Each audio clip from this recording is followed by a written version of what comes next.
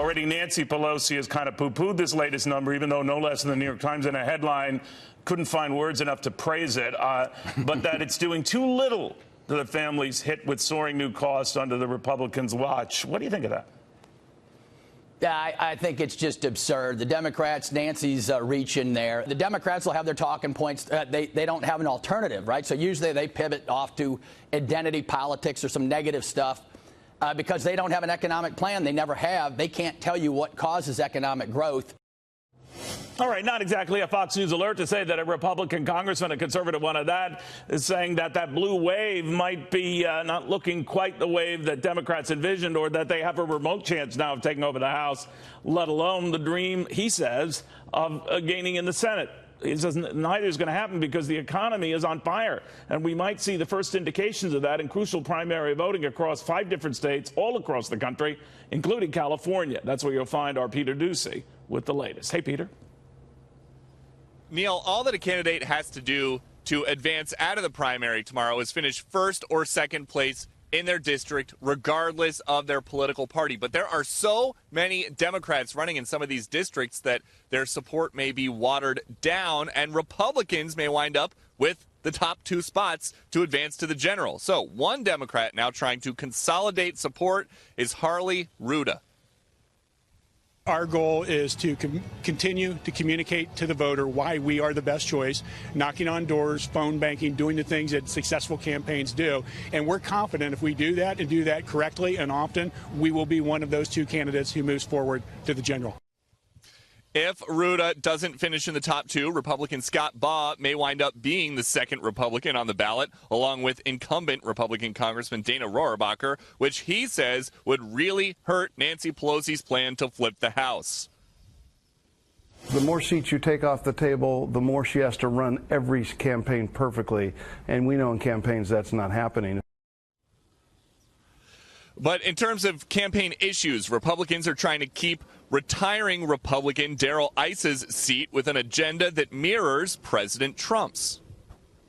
Taxes are huge, and so is the sanctuary state, the catch and release programs. I mean, everything that's happened out of Sacramento is hitting the state really hard, and unfortunately all the Democrats are offering is resist.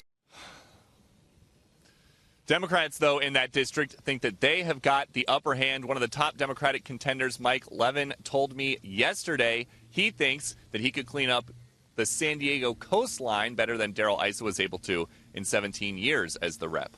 Neil? Peter, thank you very, very much. Let's go to Tom Bevan now of Real Clear Politics. Tom, the blue wave was the consensus opinion a little more than a few weeks ago. All of a sudden, then improving economic numbers, that BAPO employment report, and growing perceptions here on the part of many Americans that, well, maybe keeping Republicans in charge of Congress isn't such a bad idea. That, too, can change. But what's going on here? Well, I think you're right, Neil. I mean, it's the economy. Certainly, President Trump's job approval is up.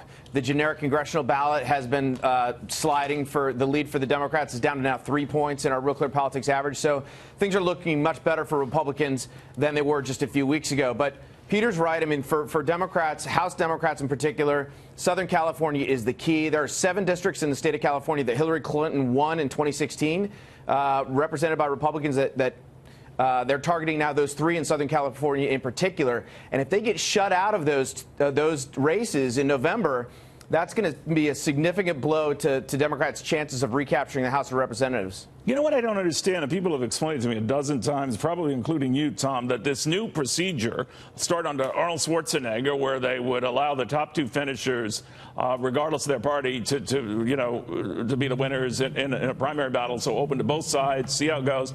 It was supposed to increase a sort of a moderation in politics there, that moderate candidates would triumph, that it wouldn't, necessarily be a bad thing. And that Democrats are salivating at the prospect that it would be good for them. Unfortunately, too many Democrats entered and could be dividing the vote, which would be a gain for Republicans. Is that how it could turn out? Yeah, it's one of those things that's, best of intention but unintended consequences. And while Democrats really thought, hey, this is going to give us an upper hand in a state where there are vast more numbers of Democrats than Republicans, it hasn't worked out that way especially this year when there are so many Democrats that are eager to run, they're passionate about they're part of the resistance, they want to fight against Trump, et cetera, et cetera. And so you found in a few of these districts, Neil, that the party's had a real tough time trying to control them. Nobody will drop out of the race. They're fighting tooth and nail, and it is splitting the vote. It is causing them big-time problems. And again, if they get shut out of one, two, or all three of these races, it is going to be a serious problem for them come November. But aren't the ones who are angry the ones more likely to get to the polls, and are the ones who are satisfied with the economy or the markets or both less likely? Isn't that kind of like the classic rule of thumb?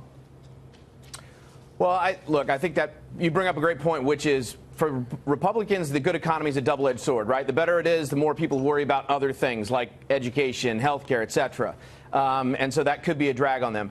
On the other hand, Democrats have definitely been energized this year. And so, but again, when you have so many competitive candidates in these seats, it's diluting the vote, it's splitting the vote. But it is going to be certainly when we get to November, it is going to be about turning out your voters. Democrats appear to have the edge and enthusiasm, but that's another thing that we've seen recently is Republicans have erased that edge, not completely, but they've cut into it a good deal. Tom, thank you very much. Tom Bevan.